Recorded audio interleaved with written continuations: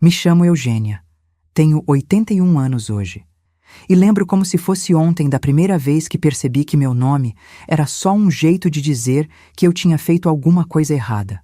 Foi numa tarde de outubro de 1948. O céu estava carregado, daqueles que ameaçam tempestade, mas só ficam na ameaça. Eu tinha acabado de completar 8 anos e estava sentada no degrau da entrada de casa, aquele de cimento áspero que arranhava as pernas da gente. Brincava com uma boneca de pano que a tia Rosa tinha feito para mim, a única boneca que já tive na vida. Foi quando ouvi aquele trovão de voz. Eugênia, que é que você tá fazendo aí parada? Tem roupa para estender. Era meu pai, homem alto, de mãos grossas como troncos de árvore e olhar que fazia até gato fugir. Ele nunca me chamava de filha, de pequenininha, de nada dessas coisas que ouvia os pais das minhas amigas dizerem. Era sempre Eugênia, assim, com a voz pesada caindo sobre meus ombros. Larguei a boneca e corri para o tanque nos fundos, com o coração batendo tão forte que parecia que ia saltar pela boca. Não queria levar bronca outra vez. Em casa, a gente aprendia a ser rápido, ou então o cinto falava mais alto que qualquer palavra. Nossa casa ficava na beira da cidade, lá em Minas, numa ruela que nem calçamento tinha. Era uma casa simples, de 5 cômodos espremidos que abrigavam uma família de 7 pessoas. Meu pai, minha mãe, eu, a mais velha, meus 3 irmãos, todos homens, e minha irmãzinha Maria do Carmo, que chegou por último quando eu já tinha quase 8 anos. Ah, como aqueles meninos tinham valor naquela casa. Quando o José fez 7 anos, ganhou um peão de presente. Quando o Antônio aprendeu a assobiar, meu pai fez questão de mostrar para todo mundo no armazém. Mas comigo era diferente. Minha mãe, coitada, mal tinha tempo de respirar. Acordava antes do sol nascer e só parava quando todos já estavam dormindo. Tinha as mãos sempre ásperas, rachadas de tanto esfregar roupa e lidar com água e sabão. O rosto dela, que nas fotos de moça era bonito e risonho, foi ficando marcado, como uma fruta que amadurece rápido demais. E os olhos foram perdendo aquele brilho, sabe? Viraram olhos cansados, que pareciam olhar sempre para longe, como quem procura um descanso que nunca chega. Eugênia, ajude sua mãe com os meninos. Eugênia, vá buscar água. Eugênia, o feijão tá queimando. Era sempre assim. Meu nome na boca dos adultos só servia para me lembrar de alguma obrigação ou apontar um erro.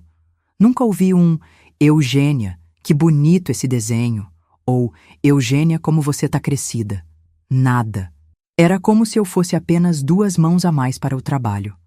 Na escola não era muito diferente. A professora Dona Celeste tinha seus preferidos e eu nunca estava entre eles. Talvez porque minhas roupas eram sempre as mais remendadas ou porque eu chegava sempre com o cabelo mal penteado. Não tinha ninguém para me arrumar de manhã. Eu mesma tentava dar um jeito nas minhas tranças, mas nunca ficavam como as das outras meninas.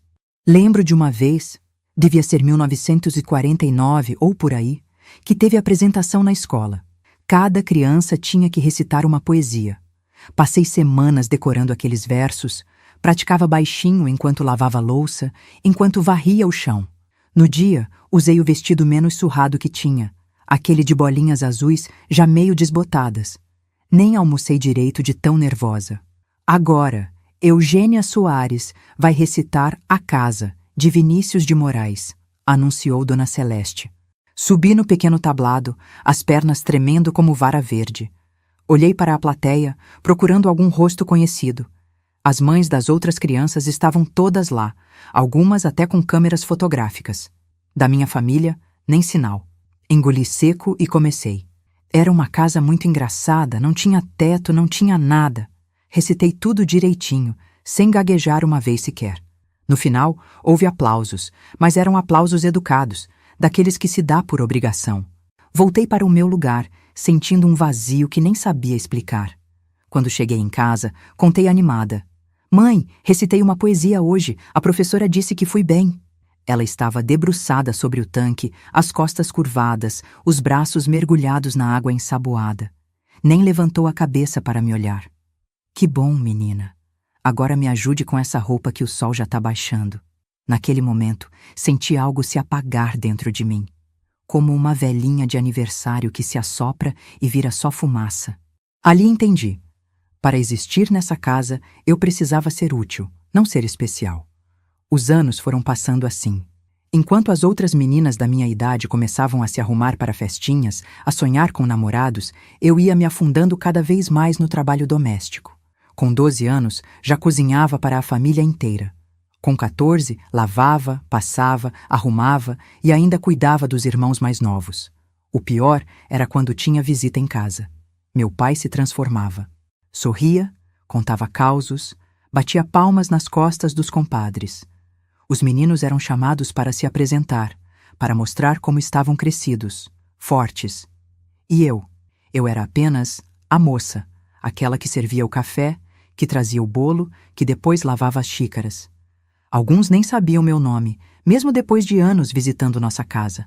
Uma vez, tinha uns 15 anos, ouvi o compadre Tonico perguntar: "E essa menina aí, como se chama mesmo? Já tá moça, hein? Logo vai ter pretendente batendo na porta." Aí disse, meu pai olhou para mim como se estivesse me notando pela primeira vez. "Essa é a Eugênia, minha ajudante." "Nem filha", ele disse. "Ajudante." Naquela noite, chorei baixinho na cama estreita que dividia com minha irmãzinha caçula, a Maria do Carmo. A única que chegou depois de mim, depois que mamãe já tinha os 4 meninos que meu pai tanto queria. A pequena dormia pesado. Não percebeu meu corpo tremendo com os soluços abafados pelo travesseiro. Foi nessa mesma época que conheci a Dona Matilde, uma senhora que morava 2 ruas acima da nossa. Ela vendia doces na porta da igreja e sempre me dava um pedacinho de cocada quando eu passava. "Para adoçar a vida, minha filha", dizia ela, com um sorriso que mostrava a falta de alguns dentes. Dona Matilde foi a primeira pessoa que realmente me viu. Não a Eugênia que lavava, passava e cozinhava, mas a Eugênia que tinha sonhos, que gostava de histórias, que sabia fazer um desenho bonito quando tinha um lápis e papel à mão. "Menina, você tem mão boa para desenho", ela me disse um dia, depois que eu rabisquei um passarinho num papel de embrulho. Devia praticar mais. Aquelas palavras ficaram girando na minha cabeça por dias. Alguém tinha notado algo bom em mim, algo que não era apenas a minha utilidade. Era um sentimento tão estranho que eu mal sabia o que fazer com ele. Comecei a me esgueirar para a casa dela sempre que podia. Inventava desculpas. Levar um pouco de feijão que sobrou, perguntar se ela precisava de alguma coisa da venda. Dona Matilde parecia entender minha fome. Não fome de comida, que essa em casa, graças a Deus e ao trabalho duro do meu pai, nunca faltou. Era fome de ser vista, de ser chamada pelo nome com carinho, de ouvir uma palavra boa. Na casa dela, pequena e cheirando a canela, eu me sentia gente. Ela me contava histórias da juventude dela, de quando dançava nas festas juninas e de como conheceu o falecido marido. Me mostrava retratos antigos, me ensinava ponto cruz, me dava livros velhos que tinha guardado. Foi em um desses livros, um romance desbotado chamado Clarissa, que li uma frase que nunca mais esqueci. "Ninguém pode fazer você se sentir inferior sem o seu consentimento." Fechei o livro e fiquei pensando. Será mesmo? Será que eu estava consentindo em ser invisível? Mas como fazer diferente, se desde que me entendo por gente foi assim? Naquela noite, voltei para casa com o livro escondido debaixo da blusa. Era o primeiro objeto que eu tinha que era só meu, que ninguém mais iria tocar ou usar.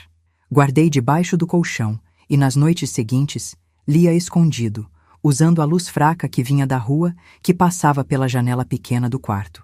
Foi por essa época também que comecei a me olhar no espelho, coisa que raramente fazia. Não que tivéssemos muitos espelhos em casa. Havia apenas um, pequeno e rachado, pendurado na parede da sala. Mas uma tarde, quando todos tinham saído e eu estava sozinha arrumando a casa, parei na frente dele. Vi uma moça de rosto oval, de olhos escuros meio tristes, com o cabelo castanho sempre preso num coque simples. Não era feia. Percebi com surpresa. Não era bonita como as moças das revistas, claro, mas tinha algo que era só meu. Passei a mão pelo rosto, sentindo os contornos. "Eugênia", sussurrei para o reflexo. "Eu sou a Eugênia." Foi a primeira vez que falei meu próprio nome, sem que fosse para responder a um chamado ou a uma bronca. Era estranho, mas também era bom. Como se, de alguma forma, eu estivesse me reconhecendo pela primeira vez. Mal sabia eu que esse pequeno momento na frente do espelho seria o começo de uma longa jornada. Uma jornada para encontrar minha voz, para aprender a existir além das paredes daquela casa, além do silêncio que me cercava.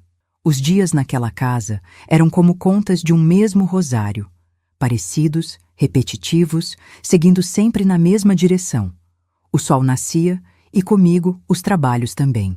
Antes mesmo dos passarinhos começarem sua cantoria, eu já estava de pé, acendendo o fogão a lenha, preparando o café forte que meu pai gostava.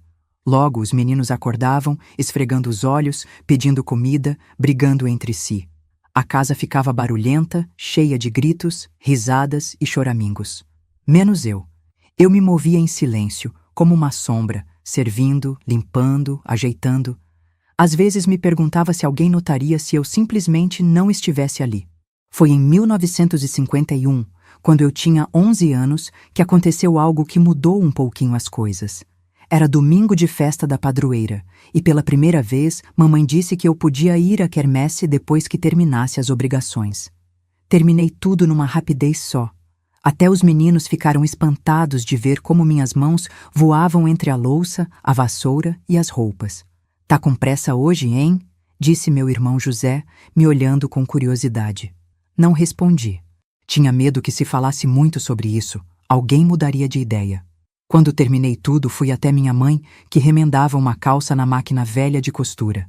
"Já acabei, mãe." Ela ergueu os olhos, parecendo surpresa.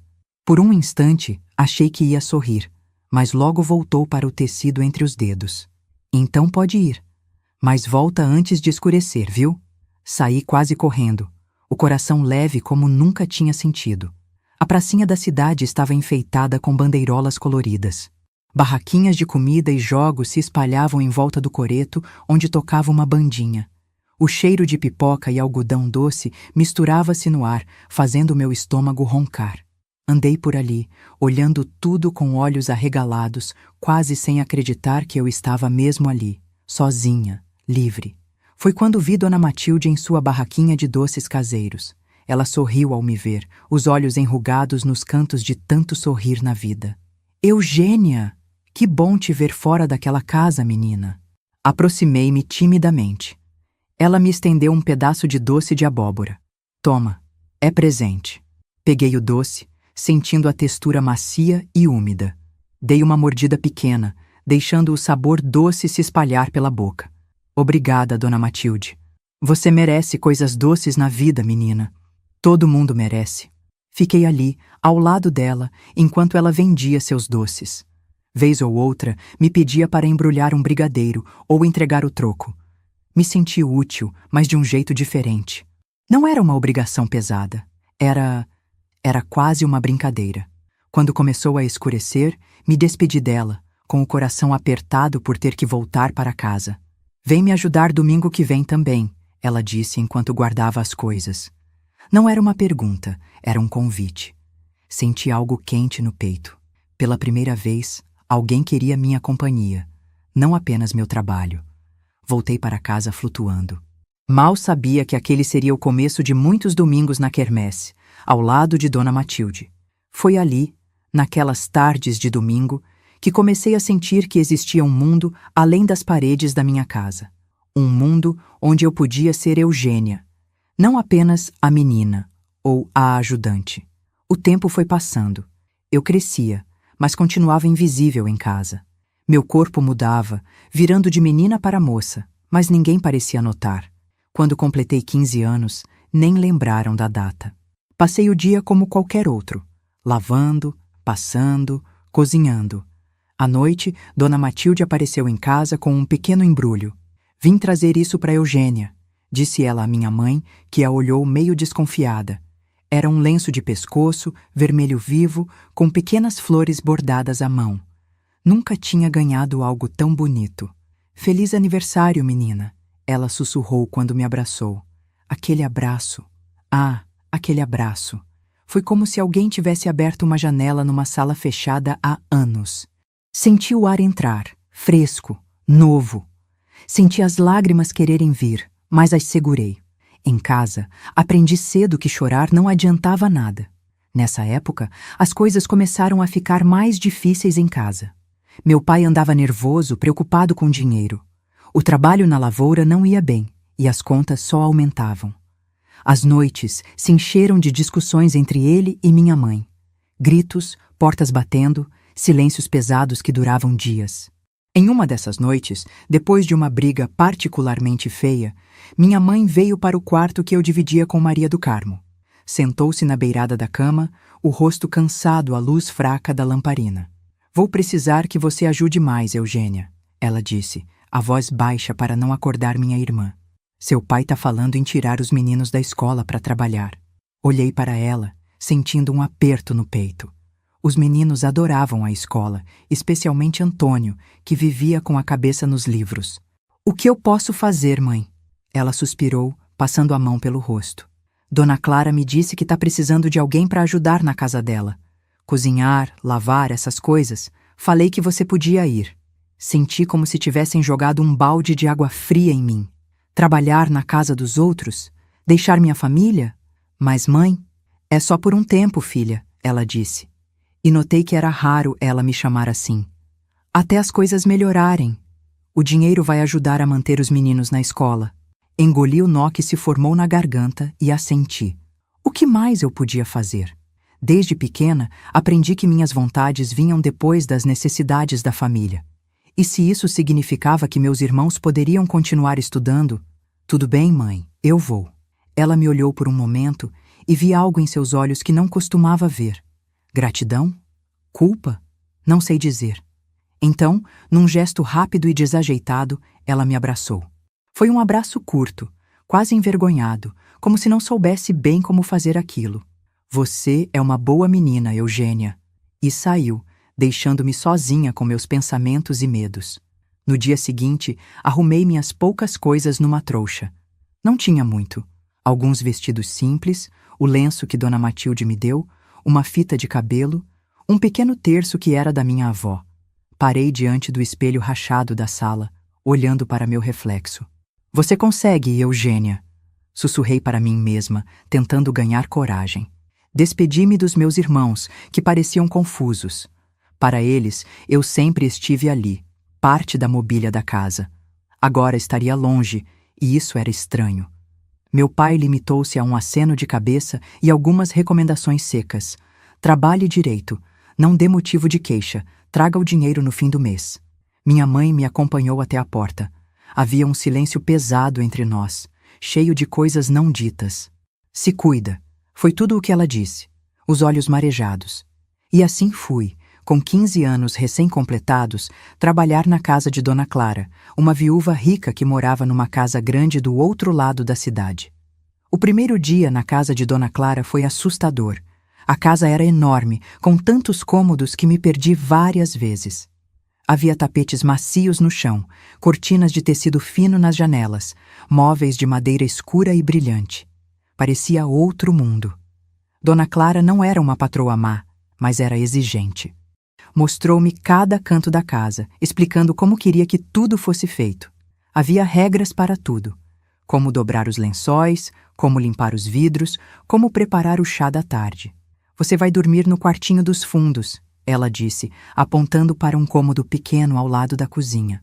"O domingo é seu dia de folga. Pode visitar sua família, mas quero você de volta antes do anoitecer." O quartinho era simples, mas maior que o espaço que eu tinha em casa.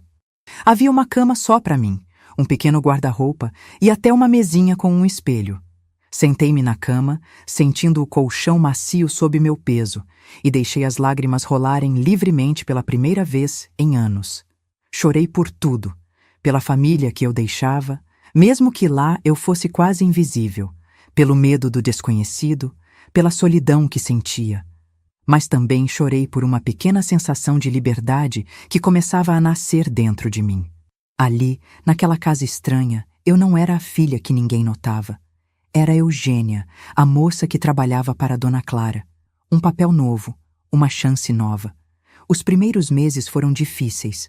O trabalho era pesado e a saudade de casa apertava o peito todas as noites. Mesmo que em casa eu fosse pouco notada, era o único lugar que eu conhecia. Nos domingos, voltava para visitar, levando o dinheiro que ganhava. Meu pai pegava o envelope sem dizer obrigado, guardava no bolso e logo começava a falar sobre as contas, sobre como aquilo mal dava para cobrir as despesas. Mas minha mãe sempre encontrava um jeito de ficar a sós comigo por alguns minutos. Perguntava como eu estava, se estava comendo direito, se não estavam me tratando mal. Era mais atenção do que ela jamais tinha me dado quando eu morava ali. Talvez a distância tivesse feito algo que a convivência não conseguiu: me tornar visível aos olhos dela. Meus irmãos continuavam na escola e isso me dava algum consolo. Antônio, especialmente, vinha me mostrar seus cadernos, as notas boas que tirava. Ele era o único que parecia realmente sentir minha falta. "Quando você vai voltar para casa, Eugênia?" Ele me perguntava sempre. Eu sorria e desviava o assunto. Como explicar que, apesar das dificuldades, algo em mim estava mudando? Como dizer que, pela primeira vez, eu estava começando a existir como pessoa, não apenas como uma extensão das necessidades da família? Foi na casa de Dona Clara que aprendi muitas coisas. Aprendi a cozinhar pratos que nunca tinha ouvido falar, a lidar com tecidos finos, a polir a prata até brilhar. Também aprendi a ler melhor, pois às vezes, quando terminava as tarefas mais cedo, Dona Clara deixava que eu pegasse livros da pequena biblioteca da casa. "Você tem mãos habilidosas", ela me disse um dia, depois que arrumei um arranjo de flores que ficou particularmente bonito. E olho para a beleza. Foi a primeira vez que alguém, além de Dona Matilde, notou algo especial em mim. Senti o peito se aquecer com aquelas palavras simples. Aos poucos, fui ganhando a confiança de Dona Clara. Ela começou a me deixar mais à vontade pela casa, a pedir minha opinião sobre pequenas coisas, a confiar em meu gosto. Quando ela recebia visitas, era eu quem servia o chá, arrumava a mesa, preparava os doces. "Esta é Eugênia", ela me apresentava às visitas. Não sei o que seria de mim sem ela. Aquelas palavras, como elas me alimentavam. Ser reconhecida, ser apresentada pelo nome, ser elogiada. Era como água para uma planta quase seca. Nos tempos livres, ia visitar Dona Matilde. Contava a ela sobre a casa de Dona Clara, sobre os livros que estava lendo, sobre as pequenas mudanças que sentia em mim. "Tá vendo, menina?" ela dizia, os olhos brilhando. "Tá começando a florir. Deus não faz nada sem propósito. Às vezes a gente precisa sair do canteiro para crescer direito." Nas visitas à casa dos meus pais, notei mudanças também. Minha mãe parecia mais frágil, mais cansada. Os meninos estavam crescendo rápido, especialmente José, que já ajudava meu pai na lavoura nos fins de semana. Maria do Carmo, agora com quase 10 anos, assumira muitas das tarefas que antes eram minhas. Em uma dessas visitas, encontrei minha irmã chorando escondida atrás do tanque. Sentei-me ao lado dela, passando o braço pelos seus ombros pequenos. "O que foi, Maria?" Ela fungou, enxugando as lágrimas com a manga do vestido. "Tô cansada, Eugênia. É muita coisa para fazer." E o pai só grita comigo. Meu coração apertou. Vi nela o reflexo do que eu fui. Uma menina sobrecarregada, invisível, apenas uma ajudante. Puxei-a para um abraço apertado, sentindo seu corpo pequeno tremer. "Eu te entendo, Maria. Mais do que você imagina." Naquela noite, quando já estava de saída para voltar à casa de Dona Clara, chamei minha mãe para um canto. "Mãe, a Maria está muito cansada. Ela é só uma criança." Minha mãe suspirou, passando a mão pelo cabelo grisalho. "E o que você quer que eu faça, Eugênia? Também ando cansada. Tudo ficou mais difícil desde que você saiu." Senti uma pontada de culpa, mas também uma faísca de indignação. Os meninos podiam ajudar mais. O Antônio e o Joaquim já tão grandinhos. Ela me olhou como se eu tivesse dito algo absurdo. "Menino não foi feito para serviço de casa." "E menina foi feita para quê, mãe?" As palavras saíram antes que eu pudesse pensar. Houve um silêncio entre nós. Vi algo passar pelos olhos dela. Surpresa, confusão, talvez um lampejo de compreensão. Mas logo ela desviou o olhar. "Vai, que já tá ficando tarde. Dona Clara não gosta que você chegue depois do escurecer." Saí da casa com um peso no coração. Por Maria, por minha mãe, por todas nós. mas também com uma certeza crescendo dentro de mim. Eu não queria aquela vida. Não queria ser apenas uma sombra, uma ajudante, uma pessoa sem voz. Queria ser vista, ouvida, valorizada. Queria ser Eugênia, com tudo o que esse nome pudesse significar. E assim, aos 16 anos, comecei a sonhar com um futuro diferente. Um futuro que eu mesma desenharia, com as cores que eu escolhesse. Foi trabalhando na casa de Dona Clara que conheci o Vicente. Ele era sobrinho dela, um rapaz da capital que vinha visitá-la vez ou outra. Alto, de ombros largos e um jeito quieto de falar, como se pesasse cada palavra antes de soltá-la no ar. Na primeira vez que o vi, estava eu limpando a sala quando ele chegou, trazendo uma mala pequena e um livro debaixo do braço. Fiquei sem jeito, o pano de pó ainda na mão, o cabelo meio desarrumado escapando do coque. Ele me olhou com curiosidade. Você deve ser a Eugênia. Tia Clara fala muito de você. Fala? De mim? A ideia de que alguém falava de mim quando eu não estava presente era tão estranha que quase não acreditei. Sou sim, senhor, respondi, baixando os olhos como tinha aprendido a fazer diante de gente importante. Por favor, nada de senhor. Me chame de Vicente. Ergui os olhos, surpresa com a gentileza na voz dele. Nos dias que se seguiram, notei que Vicente não era como os outros homens que eu conhecia. Não dava ordens, não erguia a voz, não esperava ser servido como se fosse rei. Pelo contrário, muitas vezes o encontrava na cozinha, preparando seu próprio café ou lavando a xícara que usara.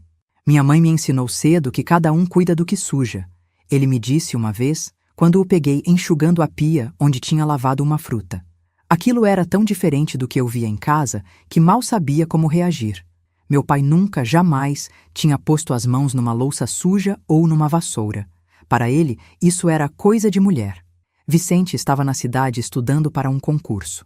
Passava horas debruçado sobre livros e papéis na varanda dos fundos, rodeado pelo aroma das damas da noite que Dona Clara plantava. Às vezes, quando eu passava para levar um café ou recolher a louça do almoço, ele erguia os olhos e sorria. Era um sorriso calmo, sem segundas intenções. Um sorriso que dizia, eu te vejo.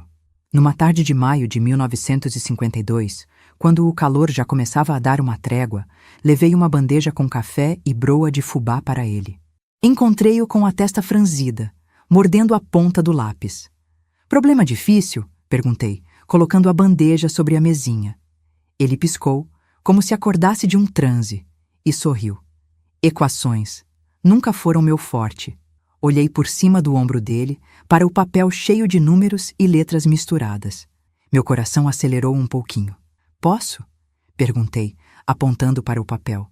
Ele pareceu surpreso, mas assentiu. Peguei o lápis da mão dele.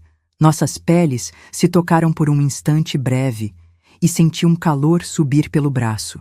E comecei a resolver a equação no cantinho do papel. Os números sempre foram amigos meus, desde o tempo da escola.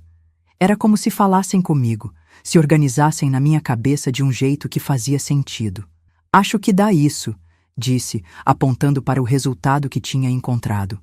Vicente olhou para o papel, depois para mim, os olhos arregalados. Está certo, como você fez isso tão rápido? Dei de ombros, de repente envergonhada. Em casa, ninguém nunca tinha se importado com o fato de eu ser boa com números. Na verdade, quando tirava notas boas na escola, meu pai costumava dizer que isso não adiantava nada para uma menina, que o que importava era saber cozinhar e limpar. Sempre gostei de matemática, respondi baixinho. Na escola era minha matéria preferida. Você estudou até que ano? Até o 4º ano. Depois tive que parar para ajudar em casa. Vicente balançou a cabeça, algo como tristeza ou indignação passando pelo seu rosto. É uma pena. Você tem talento. Podia ter ido longe. Aquelas palavras ficaram ecoando na minha cabeça por dias. Você tem talento. Podia ter ido longe. Ninguém nunca tinha falado assim comigo, como se eu tivesse potencial para algo além do fogão e da vassoura. Nas semanas seguintes, sempre que podia, eu passava mais tempo perto de Vicente. Não era difícil arrumar desculpas. Um café para servir, uma roupa limpa para entregar, um livro caído para recolher. E ele sempre tinha um sorriso para mim, sempre uma palavra gentil. Uma tarde, Encontrei-o na varanda lendo um livro de poesias. Gosta de poesia, Eugênia? Ele perguntou, erguendo os olhos do livro. Não sei, nunca li muita. Quer que eu leia uma para você? Assenti, sentando-me timidamente na beirada de uma cadeira próxima. Vicente começou a ler, a voz macia como veludo. No meio do caminho tinha uma pedra. Tinha uma pedra no meio do caminho, tinha uma pedra. No meio do caminho tinha uma pedra. Ouvi, encantada, a cadência das palavras, o ritmo que embalava o significado. Quando ele terminou, fiquei em silêncio, saboreando o eco daquelas palavras dentro de mim. O que achou? Perguntou Vicente. É como se ele estivesse falando da minha vida, respondi, surpreendendo a mim mesma com a sinceridade. Sempre tem uma pedra no caminho. Sempre tem algo que faz a gente tropeçar, voltar, recomeçar. Vicente me olhou de um jeito diferente então, como se estivesse me vendo pela primeira vez. Você tem alma de poeta, Eugênia. Naquela noite, deitada na cama do quartinho dos fundos, repeti essas palavras para mim mesma. Alma de poeta. Como era possível? Eu, a menina invisível, a que servia, a que limpava, ter alma de poeta? As visitas de Vicente à casa de Dona Clara foram ficando mais frequentes. Em cada uma delas, encontrávamos momentos para conversar. Ele me emprestava livros. Primeiro poesia simples, depois romances finos, com palavras que eu precisava procurar no dicionário velho que ficava na estante da sala. Numa dessas visitas, ele me trouxe um caderno de capa dura, com folhas em branco. Para você escrever seus pensamentos, disse ele. Suas próprias poesias, talvez. Olhei para o caderno como se fosse um tesouro. Ninguém nunca tinha me dado algo assim. Algo que dizia, suas palavras importam. Foi nesse caderno que comecei a escrever, primeiro timidamente, depois com mais confiança. Escrevia sobre o céu que via da janela, sobre as margaridas no jardim de Dona Clara, sobre a saudade que sentia dos meus irmãos. Escrevia sobre o silêncio da casa de meus pais e o barulho do meu coração quando Vicente estava por perto. Quando completei 17 anos, Vicente me convidou para dar uma volta pela praça da cidade no meu dia de folga. Fiquei tão nervosa que quase disse não. O que as pessoas iriam pensar? Eu, uma empregada doméstica, andando ao lado de um homem estudado como ele? Mas o desejo de estar com ele foi mais forte que o medo. Vesti o único vestido bom que tinha, aquele que guardava para a missa de domingo, e prendi o cabelo com mais cuidado que o normal. Foi uma tarde mágica. Andamos pela praça, conversando sobre livros, sobre a vida na capital, sobre os sonhos que ele tinha. Vicente queria ser professor. Dizia que não havia nada mais bonito que ver os olhos de alguém se abrirem para o conhecimento. E você, Eugênia? Qual é o seu sonho? A pergunta me pegou de surpresa. Sonho? Eu mal tinha permissão para existir, quanto mais para sonhar. Não sei, nunca pensei nisso. Pense agora, ele insistiu gentilmente. Se pudesse fazer qualquer coisa, o que seria? Fechei os olhos por um momento, deixando a pergunta ecoar dentro de mim. O que eu queria? O que eu, Eugênia, desejava para minha vida? Queria aprender mais, respondi finalmente. Terminar os estudos, ler todos os livros que pudesse, e talvez ensinar outras meninas como eu que elas também podem aprender, que elas também importam. Vicente pegou minha mão, apertando-a de leve. É um sonho lindo, Eugênia. E perfeitamente possível. Olhei para nossas mãos unidas, sentindo um misto de alegria e medo. Como poderia ser possível? Eu era apenas uma empregada, filha de lavradores, sem dinheiro, sem oportunidades. Como se lesse meus pensamentos, Vicente continuou. Existe uma escola noturna na capital. Conheço o diretor. Tenho certeza que ele aceitaria você como aluna. Poderia trabalhar durante o dia e estudar à noite. Na capital? Mas como eu iria viver lá? Minha tia tem uma amiga que precisa de alguém de confiança para ajudar na casa. Falei de você para ela. Disse que você é inteligente, dedicada, honesta. Fiquei sem palavras. Vicente tinha pensado em tudo isso? Por mim? Por quê? Por que você está fazendo isso por mim? Perguntei, a voz trêmula. Ele sorriu, aquele sorriso que iluminava até os cantos mais escuros da minha alma. Porque acredito em você, Eugênia. Acredito que você merece mais do que a vida lhe deu até agora. E porque... Ele fez uma pausa, como se buscasse coragem. Porque me importo com você. Mais do que deveria, talvez. Naquele momento, senti algo se quebrar e renascer dentro de mim. Uma casca dura que protegia meu coração, feita de anos de indiferença e invisibilidade, rachava para dar lugar a um sentimento novo, quente, vibrante. Quando voltei para a casa de Dona Clara naquele dia, era como se caminhasse nas nuvens. A possibilidade de uma vida diferente, de um futuro que eu mesma escolheria, parecia de repente ao meu alcance. Mas a realidade não demorou a me puxar de volta para o chão. Como contar à minha família?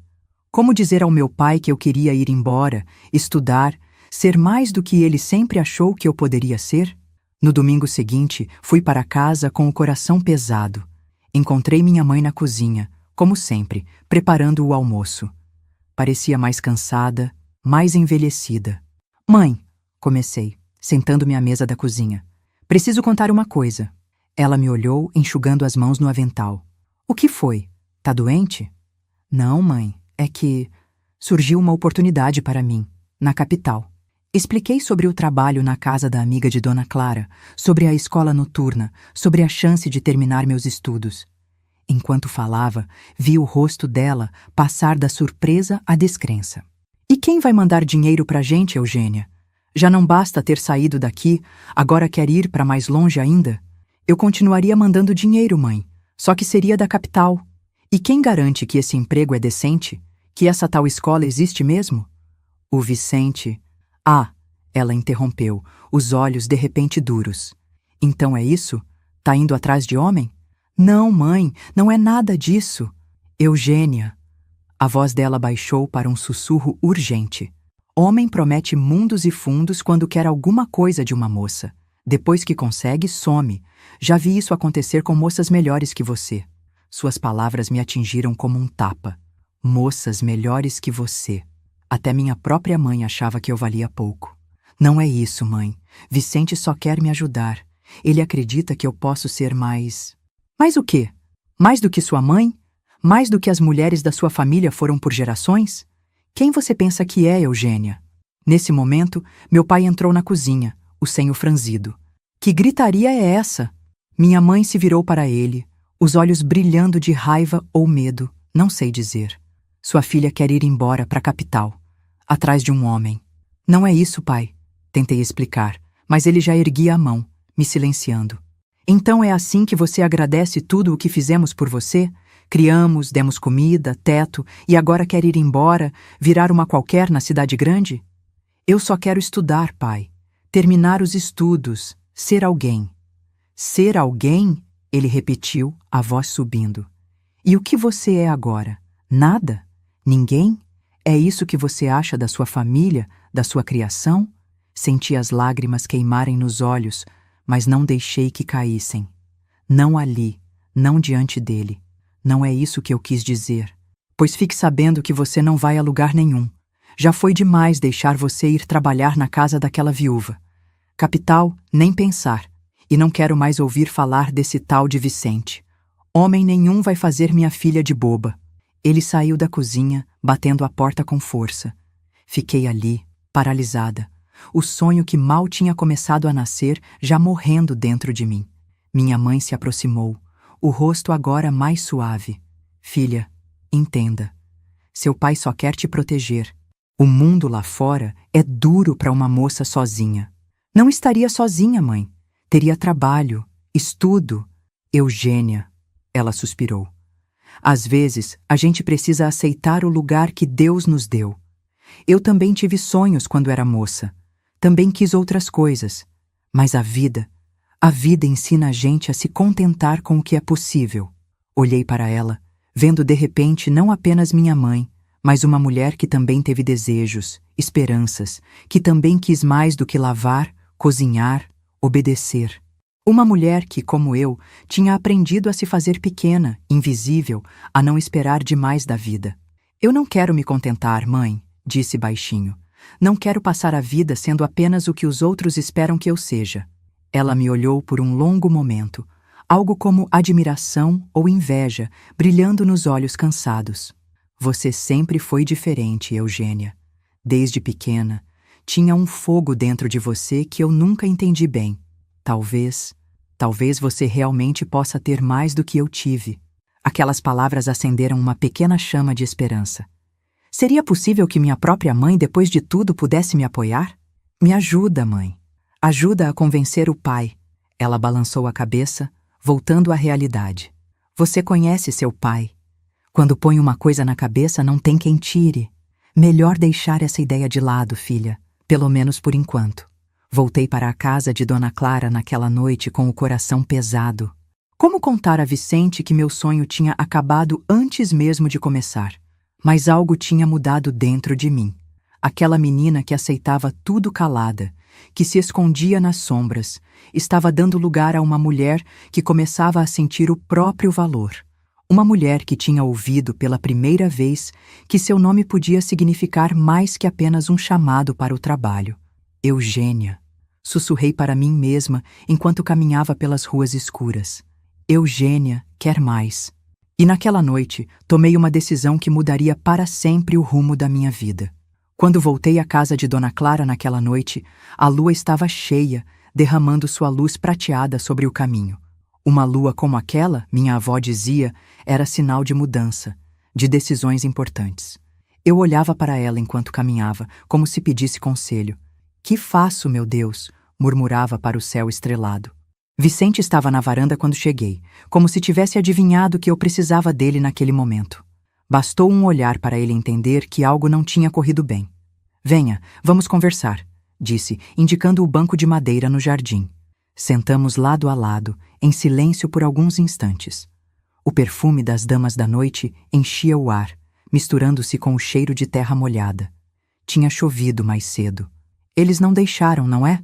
Perguntou Vicente finalmente. Balancei a cabeça, sentindo a garganta apertar. Meu pai disse que não, que é loucura, que homem nenhum vai fazer a filha dele de boba.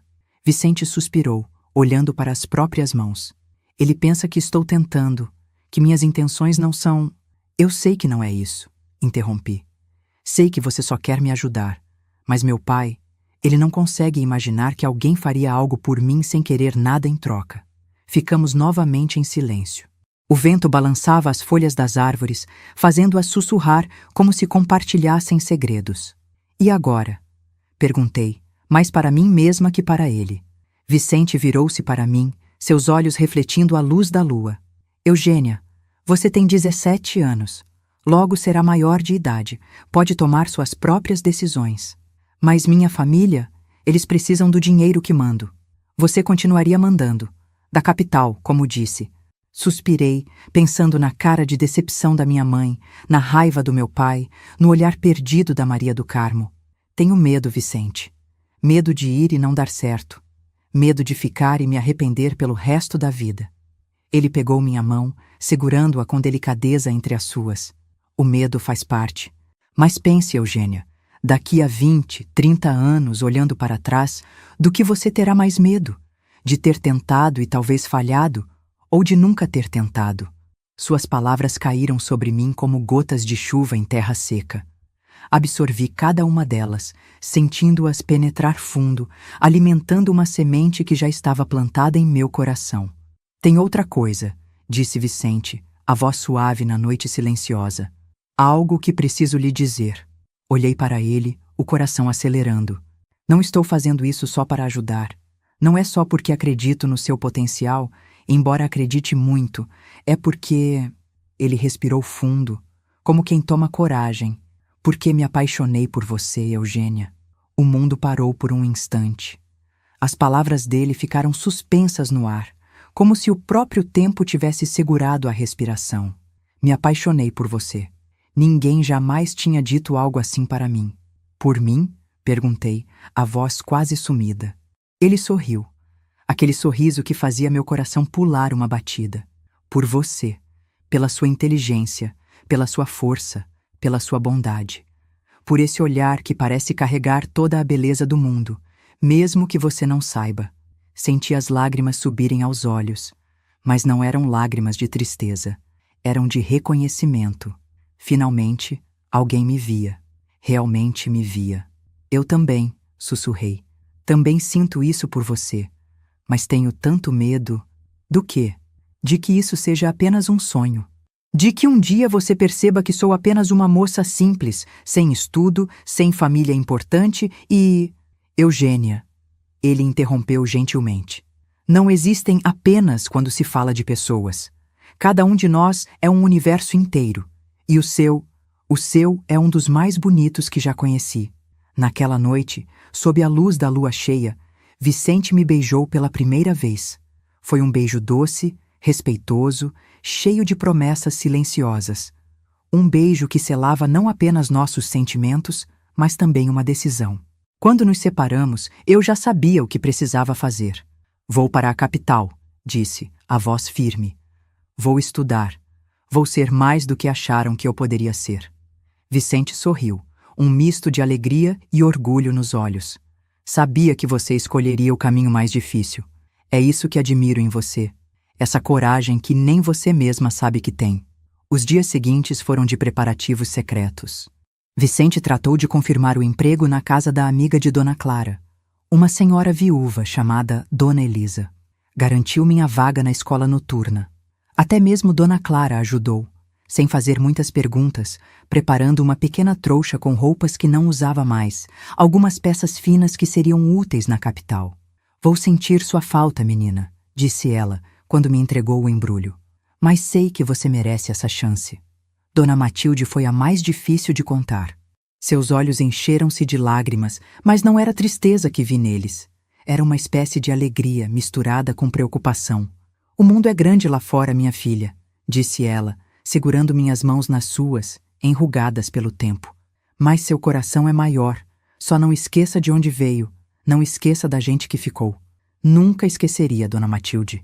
A senhora foi a primeira pessoa que realmente me viu. Ela sorriu entre as lágrimas, apertando minhas mãos. Vá com Deus, Eugênia, e que Ele abençoe cada passo seu. A parte mais difícil foi decidir como me despedir da minha família. Sabia que meu pai não aceitaria, que tentaria me impedir. Pensei em simplesmente partir, deixando uma carta. Mas algo dentro de mim dizia que isso não era justo, que eu precisava olhar nos olhos deles pelo menos uma vez, como a mulher que estava começando a me tornar. No domingo, visitei minha casa pela última vez. Levei um dinheiro extra que tinha guardado, algumas pequenas lembranças para meus irmãos.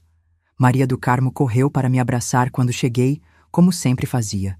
Minha mãe estava na cozinha, meu pai na sala pequena, ouvindo rádio. O almoço foi como sempre. Quieto, com poucas palavras além de passe o sal, ou mais um pouco de feijão.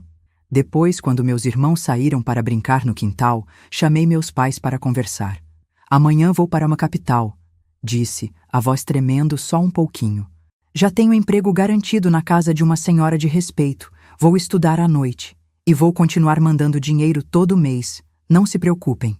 Meu pai ficou vermelho de raiva, as veias do pescoço saltando como sempre acontecia quando se enfurecia. Eu não autorizei isso, disse entre dentes. E enquanto você for minha filha, sempre serei sua filha. Interrompi, surpreendendo a mim mesma com a firmeza na voz. Mas agora preciso ser mais que isso. Preciso ser Eugênia. Que conversa é essa? Ele vociferou levantando-se. Tá achando que é melhor que todo mundo? Que é grande coisa? Não, pai, respondi, mantendo a calma. Só acho que sou gente, que mereço uma chance de escolher meu caminho. Ele andava de um lado para o outro como uma fera enjaulada. É aquele sujeito, não é? Meteu essas ideias na sua cabeça. Vicente me ajudou, sim. Me mostrou possibilidades que eu nem sabia que existiam. Mas a decisão é minha. Minha mãe, que até então estava em silêncio, se aproximou do meu pai, colocando a mão em seu braço. Augusto, disse baixinho, deixa a menina ir. Ele olhou para ela, incrédulo. O quê? Você também? Ela já decidiu, continuou minha mãe, a voz mais firme do que eu jamais tinha ouvido. Se não deixarmos, ela vai do mesmo jeito. Pelo menos assim, vai com nossa bênção. Meu pai olhou para ela, depois para mim. O rosto uma mistura de confusão e algo que parecia quase mágoa.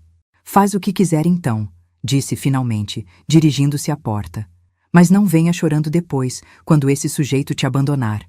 Ele saiu, batendo a porta. Fiquei ali, com minha mãe, ambas em silêncio por um momento. Obrigada, mãe, sussurrei. Ela se aproximou, tocando meu rosto com a mão áspera de tanto trabalho. Não me agradeça, filha. Só seja feliz. E não esqueça de nos escrever. Aquele toque foi o gesto mais afetuoso que me lembrava dela em anos. Senti as lágrimas virem, mas não as segurei dessa vez. Vou escrever. E vou mandar dinheiro. E vou visitar quando puder. E um dia, mãe, um dia vou voltar diferente. Alguém que a senhora vai ter orgulho de chamar de filha. Já tenho orgulho, ela disse, a voz embargada. Só nunca soube dizer. Na manhã seguinte, peguei o trem para a capital. Vicente me acompanhou até a estação, junto com Dona Matilde e Dona Clara. Minha mãe também apareceu para minha surpresa, trazendo Maria do Carmo pela mão. De meu pai, nenhum sinal. Quando o trem começou a se mover, olhei pela janela para aquelas pessoas que tinham sido diferentes tipos de família para mim. Pessoas que, cada uma a seu modo, me ajudaram a encontrar minha voz. Eugênia, chamou minha mãe, correndo ao lado do trem por alguns metros. Eugênia! Ouvi meu nome sendo chamado não com raiva ou para me dar uma ordem, mas com amor, com saudade antecipada, com um adeus que carregava um até logo. E enquanto o trem ganhava velocidade, deixando para trás a pequena estação da minha cidadezinha, senti que estava finalmente indo ao encontro de mim mesma. Os primeiros dias na capital foram como um sonho confuso. Tudo era grande demais, barulhento demais, rápido demais. As ruas largas, os prédios altos, os bondes passando carregados de gente. O céu parecia mais distante, espremido entre os edifícios. E eu, uma menina do interior, me sentia pequena como uma formiga naquele formigueiro humano. Dona Elisa, a amiga de Dona Clara, era uma senhora elegante de uns 60 anos. Viúva de um juiz, morava sozinha num apartamento bonito, não tão grande quanto a casa de Dona Clara, mas fino, com móveis lustrosos e cortinas rendadas. Me recebeu com gentileza medida, nem fria nem calorosa. Vicente falou muito bem de você, disse ela, me mostrando o quartinho onde eu dormiria. Era um cômodo pequeno, mas limpo e arejado, com uma janela que dava para um pátio interno. Tinha uma cama de solteiro com colchão macio, um armário simples e até uma mesinha com um espelho. Luxo comparado com o que eu estava acostumada. Espero corresponder à confiança, senhora. Tenho certeza que sim. Agora descanse. Amanhã conversaremos sobre suas obrigações. As tarefas na casa de Dona Elisa não eram tão diferentes das que eu já estava acostumada. Limpar, lavar, passar, cozinhar. Mas havia regras mais rígidas, horários mais precisos. Dona Elisa gostava de tudo impecável, cada objeto em seu lugar exato. O almoço às 12 em ponto, o chá às 5. Nada de atrasos, nada de descuidos. Nos primeiros dias, me senti exausta. Não pelo trabalho em si, que era até mais leve que o da roça, mas pelo esforço de me adaptar a esse mundo novo, de não cometer erros, de não decepcionar. À noite, quando finalmente me recolhia ao meu quartinho, às vezes chorava baixinho, sentindo a saudade apertar o peito. Saudade da minha família, apesar de tudo. De Dona Matilde com seu sorriso sem dentes, até do cheiro de terra molhada depois da chuva. Mas havia também a escola. Ah, a escola! A primeira noite em que pisei naquela sala de aula, senti um frio na barriga que quase me fez voltar. E se eu não conseguisse acompanhar? E se os outros alunos rissem de mim, a caipira ignorante? Para minha surpresa, encontrei pessoas como eu. Trabalhadores, empregadas domésticas, operários, gente simples que, como eu, sonhava com algo mais. A professora, Dona Cecília, uma mulher de meia-idade com olhos vivos e inteligentes, nos tratava com respeito e paciência. Não importa de onde vocês vêm ou quanto tempo ficaram longe dos estudos, disse ela no primeiro dia. O que importa é onde querem chegar. Comecei pelos livros mais básicos, revisando o que já tinha aprendido lá atrás, na escola do interior. Aos poucos, fui avançando. As letras, que antes pareciam distantes, tornaram-se amigas. Os números que eu sempre gostei revelavam segredos cada vez mais interessantes. Voltava para casa com a cabeça fervilhando de ideias novas, palavras novas, possibilidades novas. Às vezes, tão animada com o que estava aprendendo, esquecia até da saudade. E havia as cartas. Toda semana, sem falta, escrevia para minha mãe. Contava sobre a capital, sobre a escola, sobre as pequenas alegrias e dificuldades do dia a dia. Mandava sempre um dinheiro, não muito, mas o que podia poupar para ajudar em casa. Minha mãe raramente respondia. Escrever não era fácil para ela, que mal tinha frequentado a escola. Mas de vez em quando chegava uma carta curta, com notícias da família. Antônio estava se saindo bem nos estudos. José já trabalhava na lavoura com o pai. Maria do Carmo tinha crescido 1 palmo e perguntava por mim. Sobre meu pai, poucas palavras. Seu pai vai bem, graças a Deus. Era tudo o que dizia. Eu entendia o que não estava escrito. Ele ainda não tinha me perdoado. Vicente visitava a capital com frequência. Vinha a trabalho, dizia, mas eu sabia que era principalmente para me ver. Nesses dias, meu coração batia mais forte. Saíamos para caminhar pela praça, conversar sobre livros, sobre o futuro. Às vezes, quando Dona Elisa permitia, íamos ao cinema. Sentados no escuro, de mãos dadas, assistíamos a histórias de amor e aventura que pareciam tão distantes e tão próximas da nossa própria história. Foi numa dessas tardes, quando caminhávamos pelo parque da cidade, que Vicente me perguntou: Eugênia, você se casaria comigo? Parei de andar, o coração disparado. Tinha sonhado com esse momento, mas agora que ele chegava, senti um misto de alegria e medo. Vicente, você tem certeza? Ele sorriu, pegando minhas mãos entre as suas. Nunca tive tanta certeza de algo em minha vida. Quero passar meus dias ao seu lado. Quero ver você crescer, aprender, se tornar tudo o que pode ser. Quero ter filhos com você, ensiná-los a ver o mundo com os seus olhos. Filhos. A palavra ecoou em mim como um sino. Filhos a quem eu poderia chamar pelo nome com carinho, não com raiva. Filhos que saberiam desde o primeiro dia que eram amados, vistos, valorizados. Sim, respondi, as lágrimas já escorrendo pelo rosto. Sim, quero me casar com você. Ele me abraçou, me erguendo do chão num rodopiar que fez as pessoas ao redor sorrirem. Naquele momento, senti que tudo era possível. Que o futuro se abria diante de mim como uma estrada larga, iluminada pelo sol. Mas a vida tem seus próprios planos, diferentes dos nossos. Na semana seguinte, recebi uma carta de minha mãe, apressada e cheia de borrones, como se escrita com mãos trêmulas. Meu pai estava doente, muito doente. Uma febre forte que não passava, uma tosse que rasgava o peito. O médico falava em tuberculose. Era para eu voltar, dizia ela. Voltar enquanto ainda havia tempo. Li e reli aquela carta, sentindo o chão desaparecer sob meus pés. Meu pai, aquele homem forte como um carvalho, que nunca adoecia, nunca fraquejava, agora estava à beira da morte e queria me ver. Mostrei a carta à Dona Elisa, que compreendeu imediatamente. Vá, menina, a família vem primeiro. Seu lugar estará esperando quando voltar. Peguei o trem naquela mesma tarde, o coração dividido entre a preocupação e um estranho ressentimento. Por que agora? Por que quando tudo estava começando a dar certo? A viagem de volta pareceu interminável. O trem avançava lentamente pelos trilhos, como se relutasse tanto quanto eu em retornar. Olhando pela janela, via a paisagem mudar. Os prédios altos dando lugar a casas mais baixas, depois às fazendas, aos campos abertos. O céu ficando maior, mais próximo.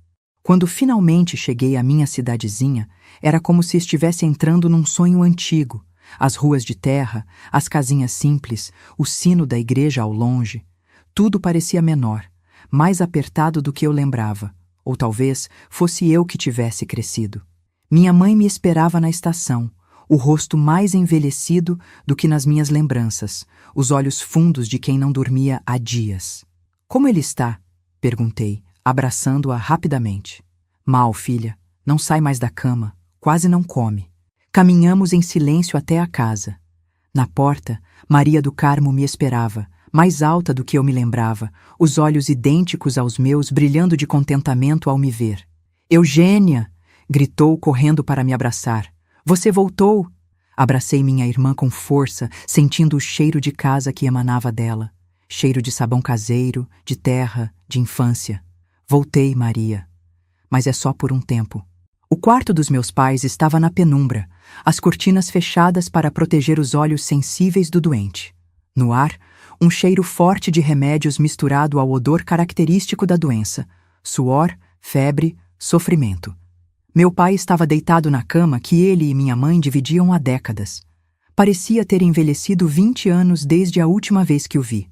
O rosto, antes corado e forte, agora era uma máscara pálida, com as maçãs salientes e os olhos fundos. A respiração vinha em arquejos difíceis, como se cada fôlego fosse uma batalha. Pai! Chamei baixinho, aproximando-me da cama. Ele abriu os olhos lentamente, como se o simples gesto exigisse um esforço enorme. Fitou-me por um momento, os olhos turvos pela febre parecendo ter dificuldade em me reconhecer. Eugênia? Disse finalmente, a voz tão fraca que mal se ouvia. É você, filha? Filha. Não menina, não você. Filha. Senti algo se quebrar dentro de mim. Sim, pai, sou eu. Vim assim que soube. Ele estendeu a mão, ossuda e frágil, e segurei-a entre as minhas. Estava quente, febril. Me perdoa, sussurrou, os olhos marejados. Fui duro demais. Não soube te ver direito. As lágrimas que eu segurara durante a viagem toda, agora corriam livremente pelo meu rosto. Não tenho que perdoar, pai. Tem, sim, ele insistiu, apertando minha mão com a pouca força que lhe restava. Nunca disse que tinha orgulho, que você era boa, especial. Soluços subiam pela minha garganta, difíceis de conter. Tudo bem, pai. Tudo bem agora. Não. Ele balançou a cabeça levemente. Não tá tudo bem. Desperdicei tempo. Não vi você crescer. Não vi você se tornar essa mulher forte. Ele tossiu, um som áspero que parecia rasgar seu peito frágil. Quando a crise passou, respirou fundo, com dificuldade. Quero que me prometa uma coisa, disse, os olhos agora fixos nos meus, com uma clareza momentânea. Prometa que vai seguir seu caminho, que não vai deixar ninguém te diminuir, nem mesmo as lembranças de um pai que não soube amar direito. Eu prometo, pai, respondi, a voz embargada. Prometo. Um pequeno sorriso apareceu em seus lábios ressecados. Minha Eugênia, murmurou, os olhos se fechando lentamente. Minha filha. Fiquei ali, segurando sua mão, vendo-o adormecer. O peito subindo e descendo num ritmo irregular. Cada respiração, uma pequena vitória contra o inevitável. Naquele momento, entendi algo importante. Nem sempre temos o tempo que precisamos para consertar o que foi quebrado. Às vezes, tudo o que temos são alguns momentos frágeis, algumas palavras apressadas antes que seja tarde demais. Mas aquelas palavras, aquele minha filha, dito com amor, valiam uma vida inteira de silêncio. Meu pai partiu numa madrugada de abril, quando os primeiros raios de sol mal começavam a dourar as montanhas. Foi sem alarde, quieto como nunca foi em vida. Um suspiro mais longo, um estremecimento suave. E então, o silêncio. Estava eu ao lado dele, segurando sua mão, como fizera nas últimas 3 noites. Descanse em paz, pai. Sussurrei, fechando seus olhos com a ponta dos dedos, como tinha visto minha avó fazer com meu avô tantos anos atrás. O enterro foi simples, como ele gostaria. A cidade inteira apareceu. Não éramos ricos nem importantes, mas numa cidade pequena, a morte é um acontecimento que une a todos. Minha mãe, firme em seu luto silencioso, recebeu os pêsames de cabeça erguida, os olhos secos. As lágrimas dela, eu sabia, viriam depois, na solidão da noite. Vicente chegou da capital no dia seguinte, trazendo não apenas seu apoio, mas também notícias importantes. Consegui transferência para uma escola aqui perto, disse ele, enquanto caminhávamos pelo quintal da minha casa após o almoço. Vou dar aulas no grupo escolar municipal. Olhei para ele, surpresa e confusa. Mas... e seus planos na capital? O concurso que estava estudando? Ele sorriu, pegando minhas mãos entre as suas. Meus planos são estar onde você estiver, Eugênia. E agora, você precisa estar aqui. Olhei para a casa simples onde cresci, onde agora minha mãe viúva enfrentaria dias difíceis. Pensei em Maria do Carmo, ainda tão jovem, precisando de orientação. Nos meus irmãos, que teriam que lidar com mais responsabilidades agora que o pai não estava mais. Não posso deixá-los agora, disse, a voz embargada. Não depois de tudo. Eu sei, respondeu Vicente. Nunca pediria isso a você. Mas e meus estudos, meus sonhos? Vamos encontrar um jeito, ele garantiu.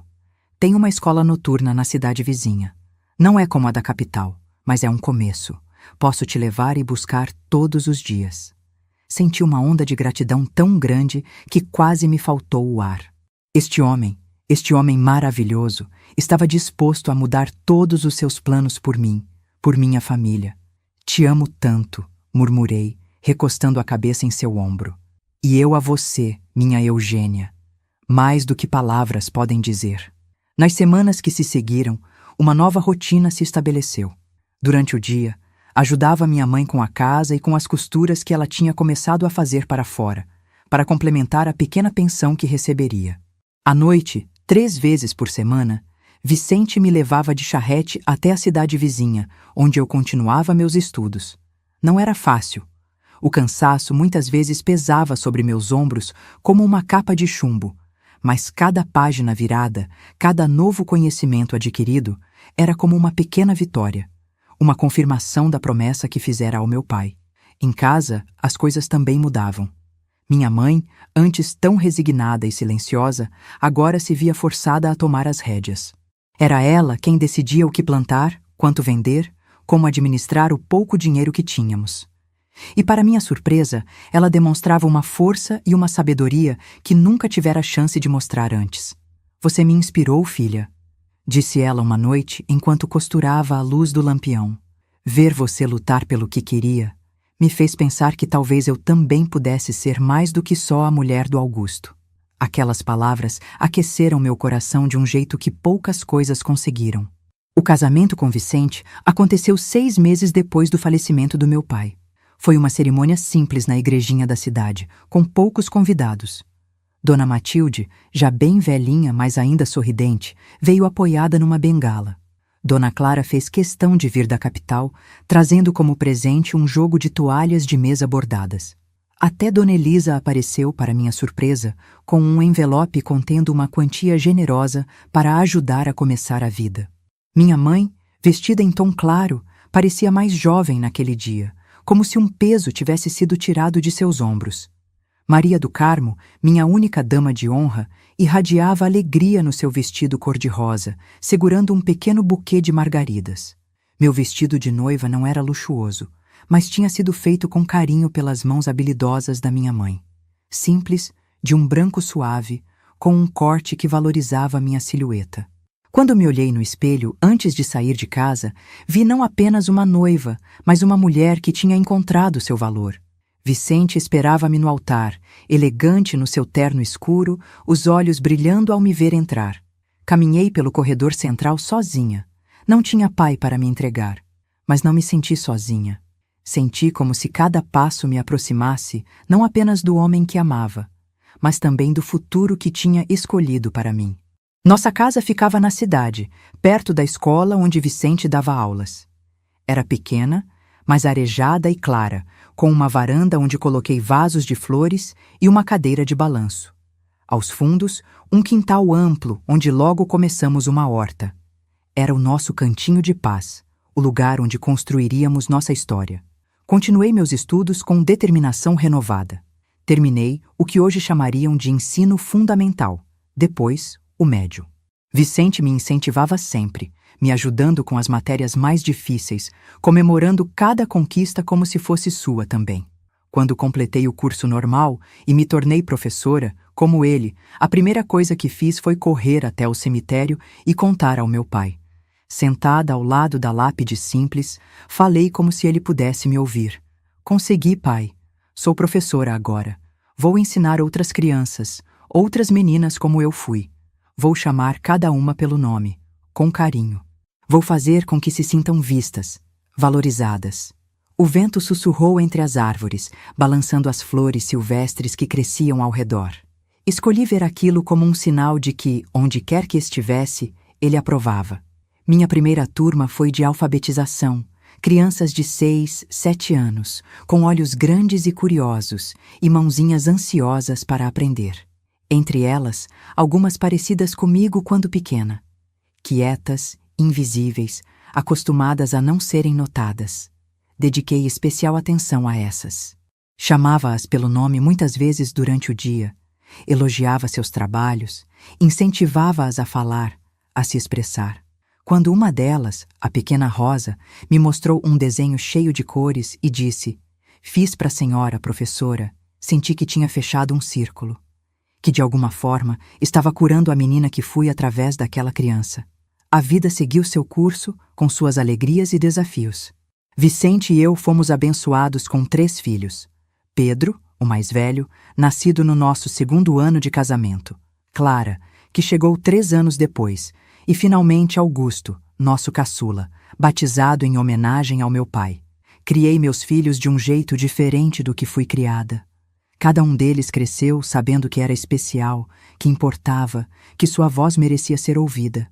Chamava-os pelo nome com carinho, não com raiva. Abraçava-os todos os dias, dizia que os amava todas as noites antes de dormir. Pedro se tornou médico. Clara seguiu os passos do pai e se tornou professora. E Augusto, para minha alegria secreta, tornou-se um poeta reconhecido. Todos eles, à sua maneira, tornaram-se pessoas que sabiam seu valor e o valor dos outros. Minha mãe viveu para conhecer todos os netos e até mesmo alguns bisnetos. Nos últimos anos, morava conosco, numa suíte que Vicente construiu especialmente para ela nos fundos da casa. Foram anos de reconciliação, de descobertas mútuas. Aprendi a ver nela não apenas a mãe que não soube me valorizar, mas uma mulher de seu tempo, com suas próprias batalhas e limitações. Ela nos deixou quando tinha 76 anos, de forma serena, depois de uma vida que, apesar das dificuldades, terminou cheia de afeto e compreensão. No fim, conseguimos construir uma relação que nenhuma de nós imaginava ser possível naqueles dias difíceis da minha infância. Maria do Carmo, minha irmã, seguiu meus passos e também se tornou professora. Meus irmãos homens trilharam seus próprios caminhos. José ficou com a terra do pai, Antônio virou professor e Joaquim abriu um comércio na capital. Sempre mantivemos contato, mesmo distantes. Dona Matilde, minha primeira amiga verdadeira, partiu enquanto dormia, alguns anos após meu casamento. Deixou-me sua receita de cocada e a lição mais importante que aprendi. Cada pessoa que vem ao mundo traz uma luz. Nossa tarefa é não deixar que essa luz se apague. Hoje, aos 81 anos, olho para trás e vejo uma vida plena. Não foi sempre fácil, não foi sempre feliz. Houve dias de dúvida, de cansaço, de saudade. Mas foi uma vida que construí com minhas próprias mãos, com escolhas que fiz sabendo meu valor. Vicente se foi há 3 anos, depois de mais de 6 décadas ao meu lado. Foi enquanto dormia, tranquilo, com um leve sorriso nos lábios. A dor da perda foi imensa, um vazio que nada preenche. Mas carrego comigo cada momento que compartilhamos, cada olhar, cada palavra dita e não dita. Ele foi o primeiro a realmente me ver, e através dos seus olhos aprendi a me ver também. Moro ainda na mesma casa, agora rodeada pelas memórias que construímos juntos. Meus filhos insistem para que vá morar com eles, preocupados com uma senhora de idade vivendo sozinha. Mas gosto da minha independência, da liberdade de seguir meu próprio ritmo. Além disso, não estou realmente sozinha. Tenho meus livros, meus escritos, minhas plantas. Tenho as visitas frequentes dos filhos, netos e até bisnetos. Tenho as alunas de antigamente, hoje mulheres adultas, que ainda vêm me visitar, trazendo flores e histórias de suas vidas. E todas as manhãs, quando acordo e olho para o espelho, ainda digo meu nome com carinho e respeito. Bom dia, Eugênia. Porque aprendi, ao longo de toda uma vida, que nosso nome não é apenas como os outros nos chamam. É como chamamos a nós mesmos. É como nos reconhecemos no espelho da existência. Se há algo que gostaria de deixar como lição para quem me ouve agora, é isso. Seu nome é sagrado. Não permita que seja dito apenas com raiva, apenas como chamado para o trabalho ou a obrigação. Seu nome carrega sua essência, sua história, sua luz. E se ninguém mais o disser com amor, diga a você mesmo todos os dias, até que acredite, até que sinta seu valor, até que saiba, sem sombra de dúvida, que você existe e que isso é maravilhoso. Eu sou Eugênia. Esta é a minha história. E mesmo quando eu não estiver mais aqui para contá-la, ela continuará viva em cada pessoa que aprender a dizer seu próprio nome com amor.